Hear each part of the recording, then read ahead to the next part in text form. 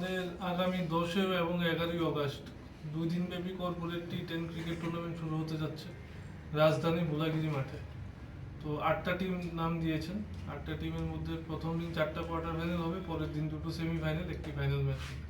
তো আমরা উদ্বোধনী ম্যাচ উদ্বোধনী পর্বে কাউকে রাখছি না, যেহেতু টাইমটা একটু কম, আমাদের প্রথম দিন 4টা ম্যাচ করতে হবে। ফাইনালের দিন আমরা আমন্ত্রণ জানিয়েছি স্কুল অফ সায়েন্সের প্রিন্সিপাল শ্রী অভিজিৎ ভট্টাচার্য মহোদয়, আমন্ত্রণ জানিয়েছি ত্রিপুরা ক্রিকেট অ্যাসোসিয়েশনের সচিবকে, আমন্ত্রণ জানিয়েছি কৃষেন্দু চক্রবর্তী ডিআইজি ত্রিপুরা পুলিশ, এবং আমন্ত্রণ জানিয়েছি আগরতলা প্রেস ক্লাবের সভাপতি এবং সম্পাদক মহোদয়।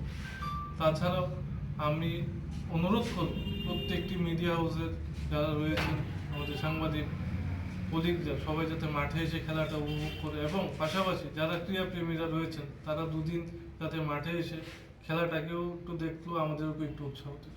ধন্যবাদ। পাশাপাশি দপ্তরের আধিকারিকদেরকেও আমরা আমন্ত্রণ জানাবো, এবং আমাদেরকে যারা স্পন্সর করছেন তাদেরকেও আমরা আমন্ত্রণ জানানোর প্রয়াস নিয়েছি। সম্মতি পেলে আমরা সেটা আপনাদেরকে জানিয়ে দেব।